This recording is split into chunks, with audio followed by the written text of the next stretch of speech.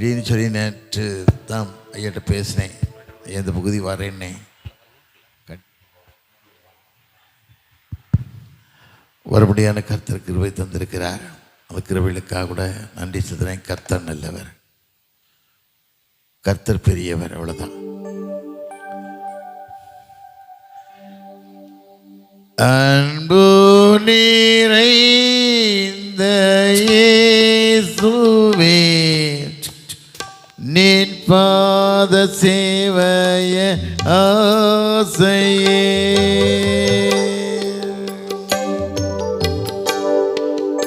அன்பு நிறைந்த இயேசுவே, நின் பாத சேவைய ஆசையே.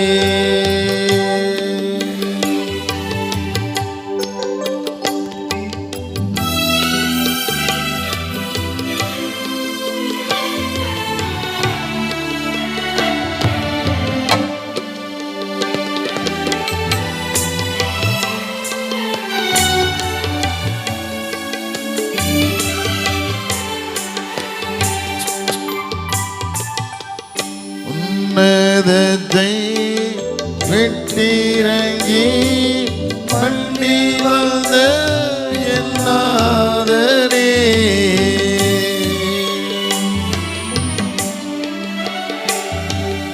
உன்னதத்தை விட்டிறங்கி பண்ணி வந்த எல்லாதரே, நின்னடிமை நின் கிருபை ஒன்று மாத்திரம் என் ஆசையே, நின்னடிமை நின் கிருபை ஒன்று மாத்திரம் என் ஆசையே, அன்பு நிறைந்த இயேசுவே, நின் பாத சேவைய சேவைய ஆசை. நல்ல தகப்பனே, காலை வேளைக்கா சமூகத்தின் நன்றி ராஜா. எத்தனையோ பேருக்கு அது பாக்கியத்தையும் கிருபையும் வாழ்க்கையை தந்தீங்கப்பா. அது கிருபைகளுக்காக கூட நன்றி சுவாமி. அடையாளை மறைத்து வெளிப்படுங்க. வந்திருக்க மக்களுக்கு ஒரு ஆறுதலான வார்த்தையை தாங்க. நீங்கள் பேசுங்க. இயேசுவின் இனிய நாமத்தில் நீங்கியிருக்கிய நல்ல பிதாவே, ஆமேன் ஆமேன். ஆண்டவராகிய இயேசு கிறிஸ்துவினுடைய நிதான நாமத்தில் உங்களை வாழ்த்துறேன், வரவேற்கிறேன். எத்தனையோ பேர்கள் அது பாக்கியத்தையும் கிருபை ஆண்டவர்களுக்கு தந்திருக்கிறார். அந்த கிருபைகளுக்காக கூட கடவுளுக்கு நன்றி செலுத்துகிறான். அருமையாக ஐயா சொன்னபடி கடந்த 3 வருஷம் நான் திருநெல்வேலியில் லேசகிட்டியாக பணிபுரிஞ்சு ரொம்ப மனபாரம்தான். ஏன்னா உண்மை இல்லை, மக்கள்கிட்ட உண்மை இல்லை, கரஸ்பாண்டாக வரணும் உண்மை இல்லை, கமிட்டி வர மக்கள்கிட்ட உண்மை இல்லை. துட்டு தான் சம்பாதிக்கணும், துட்டு தான் வாழ்க்கை அப்படின்னு சொல்லி மனுஷன் வாழ்கிறான். அது வாழ்க்கை இல்லை. ஒரு வாழ்க்கை, அது ஒரு வாழ்க்கை கடவுளுக்கு பிரியமான வாழ்க்கை, கடவுள் புரோஜனமான வாழ்க்கை, ஆண்டவர் தேடக்கூடிய வாழ்க்கை, ஒரு வைராக்கியமான வாழ்க்கை மனுஷன் வாழணும். இதுக்கு தான் மனுஷன் ஒப்பு கொடுக்கணும். இன்றைக்கி திருச்சபையெல்லாம் அப்படி தான் விளங்கிக்கிட்டு இருக்குது. திருச்சபையெல்லாம் நிறைய திருச்சபைகளுக்கு உண்மைகள் இல்லாமல் வாழ்ந்துக்கிட்டு ஏதோ ஆண்டவர் மனுஷன் ரத்தம் சிந்தினார், நாங்கள் சந்தா கொடுக்குறோம், கோயிலுக்கு வரோம், கம்பெனியை வாங்கிடுறோம், எங்களுக்கும் பரலோகம் வச்சுருக்குன்னு சொல்லி தப்பான எண்ணம் வாழ்ந்துக்கிட்டு இருக்காங்க. வேதத்தில் வாசிக்கம் இல்லை. 2 தீமோத்தேயு 3:7 வாசிக்கும் போது, நல்ல போராட்டத்தை போராடினேன், ஓட்டத்தை முடித்தேன், விசுவாசத்தை காத்து கொண்டேன், நீதிகள் எனக்கு வச்சுக்கப்பட்டிருக்குன்னு சொல்லி கல்லறை எழுதுகிறாங்க. அவ்வளோதான். கல்லறைலாம் இருக்கும், வேறு ஒன்றும் பண்ண முடியாது. நீ ஆண்டவர் ரத்தத்தால் கழுவப்பட்டு தேவன் சாட்சியில் வாழ்க்கை வாழன்னு சொன்னால் ஒரு மகிமையான வாழ்க்கை வாழ முடியாது. அதுதான் ஆண்டவர் விரும்புகிறார். ஒரு வாழ்க்கை தான். இந்த உலகத்தை ஒன்றும் மனுஷன் கொண்டு வந்ததில்லை, ஒன்றும் கொண்டு போகிறதில்லை, எந்த மனுஷனும் எதையும் கொண்டு போகிறதில்லை. விதத்தில் வாசிக்கிறோம். சங்கீதம் 90:10 வாசிக்கும் போது, ஒரு மனுஷனுடைய ஆயுசு நாட்கள் 70 வருஷம், பலத்தையும் மீதியாக 80 வருஷமாக இருந்தாலும் பாடும் வேதனை தான். அப்படிப்பட்ட உலகத்தை வாழ்கிற நாம் எப்படிப்பட்ட மக்களாக வாழ்கிறோம்? நம்ம எண்ணுக்கூட்டு மக்களாக வாழணும். கடைசி காலங்களில் வாழ்கிறோம். கடைசி காலத்தில் மனுஷகுமார் உலகத்தில் வரும்போது விசுவாசத்தை காண்பாரோ எண்ணக்கூடிய அளவில் வாழ்ந்துக்கிட்டு இருக்கோம். அப்படிப்பட்ட வாழ்க்கை வாழக்கூடாது. தேவனுக்கு பிரியமான வாழ்க்கை, தேவனுக்கு மகிமை செலுத்தக்கூடிய வாழ்க்கை நீ வாழ்வாயன்னா, திருமணம் பண்ணும்போது ஒரு அறிக்கை வாசிக்காங்கல்ல, திருமணம் பண்ணும்போது சங்கீதம் 128 சொல்கிறாங்கல்ல, கர்த்தருக்கு பயந்து வெள்ளெடுக்கணும் பாக்கியவான், உன் கைகளை பிரயாசத்தை சாப்பிடுவாய், உனக்கு பாக்கியம் நன்மை உண்டாயிருக்கும், உன் மனைவி வீட்டுடன் கனவு திராட்சை செடியை போலவும் பிள்ளைகள் பந்தய செடியும் ஒளிவுமர கன்றுகளைப் போலவும் இருப்பார்கள். கர்த்தருக்கு பயப்படுற மனுஷன் இவ்விதமாய் ஆஸ்வதிக்கப்படுவான். கர்த்தர் சீயோன் ஆஸ்வதிப்பார். நீ ஜீவன நாளெல்லாம் எருசலேமின் வாழ்வினை காண்பாய், நீ பிள்ளைகளையும் எருசலேமின் சமாதானத்தையும் காண்பாய் விதத்தில் வாசிக்கிறோம். அப்படி வாழ்க்கை மனுஷன் ஒப்பு கொடுக்கணும். நிறைய பேர் வாழ்க்கை இல்லை. நாகர்கோவில் நினைச்ச மக்களை வாசிக்கும் நிறைய பரிசுத்தவான்கள், நிறைய நீதிமான்கள். நாளையத்தில் வரும்போதே உங்களுடைய செக்ரட்டரி ஐயா 81 வயசு நிறைஞ்ச டிஜிபி உட்காந்துருந்தேன். நாங்கள் சந்தோஷப்பட்டேன். அதான் அவங்க சொன்னாங்க, ஒரே மாதிரி சொன்னாங்க, மனுஷன் உண்மையாக வாழணும்னு சொன்னாங்க. ரொம்ப சந்தோஷமாக இருந்தது. நிறைய பரிசுத்தவான்கள் நாகர்கோவில் எழுப்புனாங்க, நிறைய ஊழியர்கள் எழுப்புனாங்க. எங்களுக்கு ஒரு 2-3 ஸ்கூல் வச்சுருக்கோம். Daniel matricular higher secondary school 3 school வச்சுருக்கேன் சென்னையில். என் பிள்ளைகள் 4000 பிள்ளைகளுக்கு மேலே படிக்கிறாங்க. அந்த 3 ஸ்கூலை உருவாக்குறதுக்கு காரணம் இங்குள்ள ஒரு பரிசுத்தவன் தான், நீதிமான் தான். விவி பால்ராஜ்னு சொல்லி செங்கரையில் தென்காசியில் சென்னையில் கேசி செங்கநாடா ஹையர் செகண்டரி ஸ்கூலில் ஹெட்மாஸ்டராக இருந்து ஸ்டேட் அவார்டு சென்ட்ரல் அவார்டு வாங்கின பெரிய நீதிமான். அப்படி ஒரு நீதிமான் பார்க்க முடியாது. அப்படிப்பட்ட நீதிமான், உண்மையான வாழ்க்கை, ஒரு பரிசுத்தமான வாழ்க்கை. வேதத்தில் வாசிக்கம் இல்லை. 2 ராஜாக்கள் 4:9 வாசித்து பார்த்தீங்கன்னா சுனிமியால் சொல்லுவா, தான் புருஷனை பார்த்து சொல்லுவா, என்ன சொல்லுவா, எலிசா தீர்க்கதரிசியை பற்றி சாட்சி சொல்லுவா, இவர் பரிசுத்தவான் என்று காணுகிறேன், இப்போலாம் வீட்டில் தங்கட்டும், நாற்காலியை போய் போடுவோம், குத்துல வைப்போம், ஒரு மேலறையை கட்டுவோம், கட்டில் போடுவோம் சொல்லுவா, பரிசுத்தமானு சொல்லுவா. காரணம் கேட்டால் அப்படிப்பட்ட பரிசுத்தமான வாழ்க்கை இந்த நீதிமான் சொன்ன VVS பால்ராஜ் சார் நினைக்கும் போது அதான் எனக்கு சந்தோஷம். இன்னைக்கு இல்லை, கிறிஸ்துக்களை மறித்து கடவுளோட வாழ்ந்துக்கிட்டு இருக்காங்க. பிள்ளைகள்லாம் சந்தோஷமாக நல்லா இருக்காங்க. வேதத்தில் வாசிக்கும் போது சங்கீதம் 37:25 வாசி பார்த்தீங்கன்னா, நான் இளைஞனாக இருந்தேன், முதுகுலூர் நானே, நீதிமான் கைவிடப்பட்டதையும் சந்ததி அப்பத்துக்கு இறந்ததையும் காணவில்லைன்னு சொல்லி விதத்தில் வாசிக்கிறோம். நீதிமான் சந்ததி ஒரு நாளும் குறையாது. கடவுளுக்கு நீ வாழ்வாயானா, ஒரு சாட்சியுள்ள வாழ்க்கை வாழ்வாயானா, மகிமை செலுத்தின வாழ்க்கையை வாழ்வாயானா, கர்த்தர் ஒரு நாள் உன்னை கைவிடவே மாட்டார், குடும்பங்களை கைவிட மாட்டார், பிள்ளைகளை கைவிட மாட்டார். ஆபிரகாம் தேவன் உண்மை உள்ள தேவன். அப்படிப்பட்ட வாழ்க்கைக்கு நம்ம ஒப்பு கொடுக்கணும். கடவுளுக்கு பிரியமான வாழ்க்கை வாழணும், சாட்சியுள்ள வாழ்க்கை வாழணும், மகிமை செலுத்த வாழ்க்கையை வாழணும். நான் 1968 வருஷம் சென்னைக்கு வந்தேன். 67 வருஷம் ஆச்சு. சென்னைக்கு வந்து 67 வருஷம் ஆச்சு. வரும்போது ஒன்றுமே இல்லை. காலில் கூட போட செருப்பு கிடையாது, சட்டை கிடையாது, ஒன்றும் கிடையாது. ஒன்றுமே இல்லாமல் ரொம்ப கஷ்டத்தோட வேதனையோட ரொம்ப கஷ்டத்தோடு வாழ்ந்தேன். வந்தோம். நாங்கள் 4 பிரதர்ஸ் சகோதரர்கள் ஒருமித்து வாசம் பண்ணுகிறது எத்தனை இன்பம் சந்தோஷம் விதத்தில் வாசிக்கிறோம். சங்கீதம் 133 வாசிக்கும் போது அவ்வளோ சந்தோஷமாக 4 பிரதர்ஸ் நாங்கள் வாழ்ந்தோம். ஒன்றுமே இல்லை வாழ்ந்தோம். ஒரு அடி நிலம் கூட கிடையாது. யோசுவா காண்டர் வாக்கு கொடுத்தாரு, காணுபதிக்கும் தேசம் அத்தனையும் சொந்தமாக தருவேன்னாரு. அதுபடி வாக்கு கொடுத்தாரு. வாக்கு கொடுத்தது மாத்திரமல்ல, யாக்கோபு தன் தகப்பன் தாய் விட்டு போகும்போது ரெபேக்காள் தன் புருஷனாகிய ஈசாக்கிட்ட சொல்லுவா, இஸ்மேல் சந்ததியாலயம் என் குடும்பத்தில் ரொம்ப கஷ்டப்படுறேன், என் மகன் ஈசா இஸ்மேல் சந்ததியில் பெண்ணு கட்டினதுனால நான் ரொம்ப கஷ்டப்பட்டுக்கிட்டு இருக்கேன், எனக்கு இப்படிப்பட்ட வாய்ப்பு வந்துடக்கூடாது, இந்த மகனுக்கு வந்துடக்கூடாதுன்னு சொல்லி தன் புருஷனை சொல்லி பெத்துவேல் தேசத்துக்கு அனுப்புகிறார். தம்மில் லாபான் வீட்டுக்கு அனுப்புகிறாங்க. போகும்போது யாக்கோபுட்ட ஆண்டவர் ஒரு வார்த்தை கொடுக்காரு. வேதத்தில் வாசிக்கிறோம். அதே 28:15 வாசிக்கும் போது, நான் உன்னோடு கூட இருந்து நீ போகும் இடமெல்லாம் உன்னை காத்து இந்த தேசத்துக்கு நான் உன்னை திரும்பி வர பண்ணுவேன் அப்படின்னார். அந்த வார்த்தை சொன்னது மாத்திரமில்லை, அந்த வார்த்தையை வாங்கிட்ட யாக்கோபு சொன்னால், தேவரே என்னோட கூட இருந்து நான் போகும் இடமெல்லாம் என்னை காத்து என் தகப்பன் திரும்பி வர பண்ணிவிடானா, நான் என் சம்பாத்தியத்தை தசமாக கொடுக்க வேண்டாம். உண்மையாக கொடுத்தான். கடவுள் சாட்சியாக வாழ்ந்தான், மகிமையாக வாழ்ந்தான், தேவனுக்கு மகிமையை செலுத்தக்கூடிய மனுஷனாக வாழ்ந்தான். அப்படிதான் என்னை நடத்தினார், பாதுகாத்தார் ஒவ்வொரு நிமிஷமும்.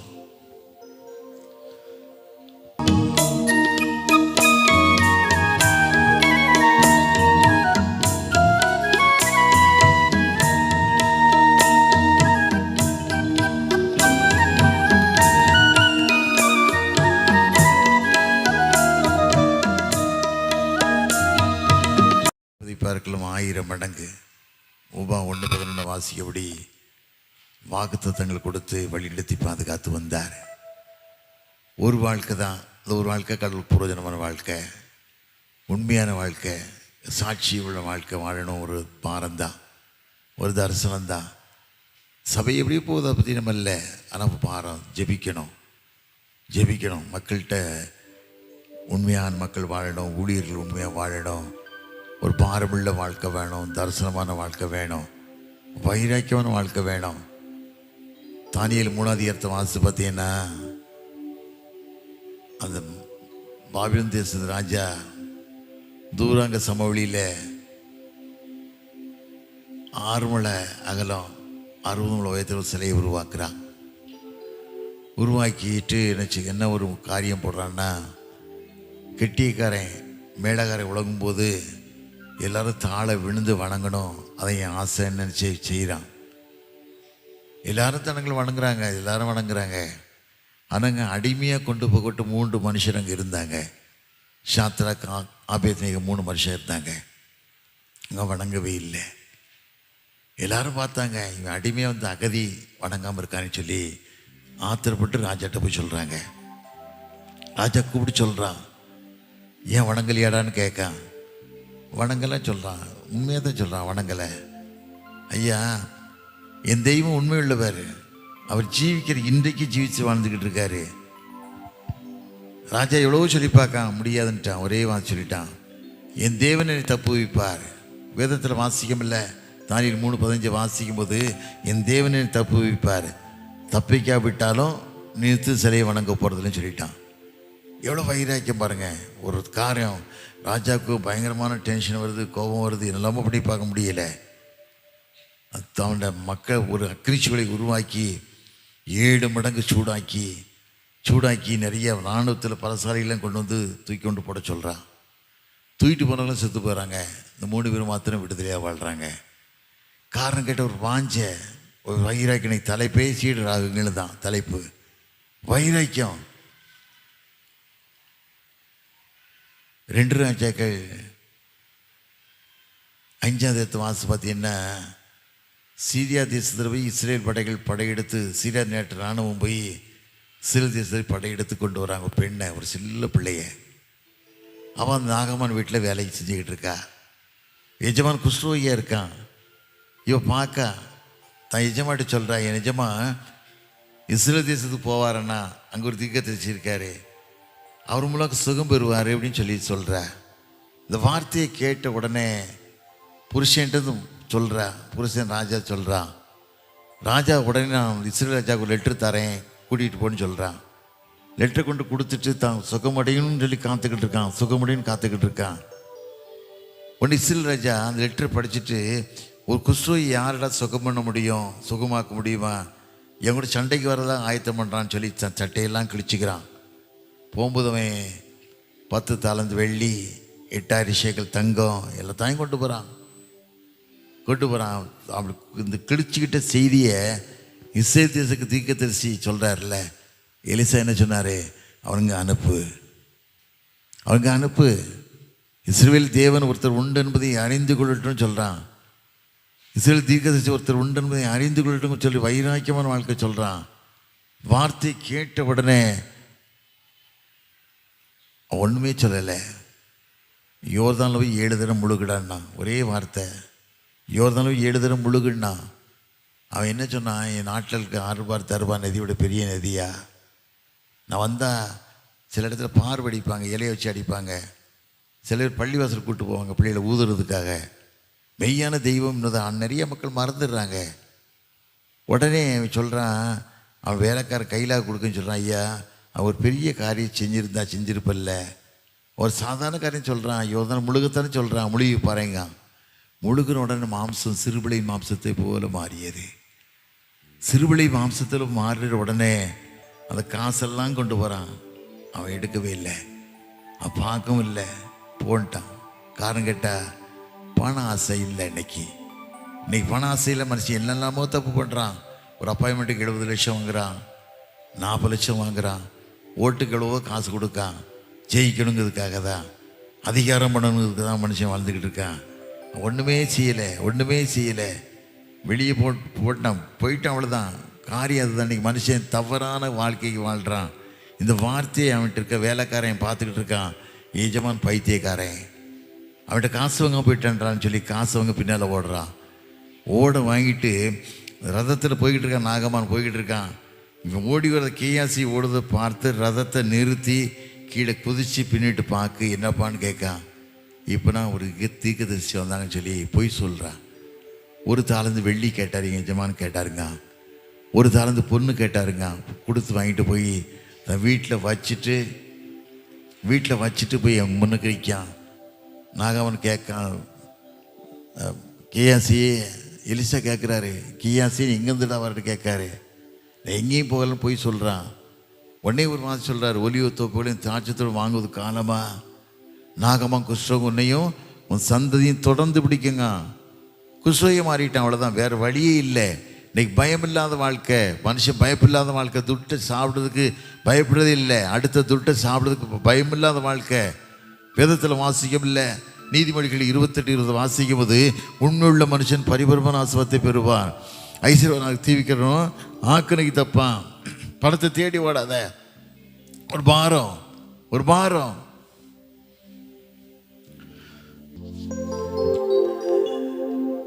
தலையெழுத்து அழிச்சோம்மா. உண்மையாக வாழ கற்றுக்கிடுவோமா? கிறிஸ்தவங்களை வாழலாமா? எத்தனை மிஷினரிகள் தியாகமாக வந்து வீட்டை இழந்து, மனைவி இழந்து, ஆசாவாசங்கள் இழந்து, சுகதுக்கங்கள் இழந்து, கோதுமை போல பூமியில் விதைக்கப்பட்டாங்க.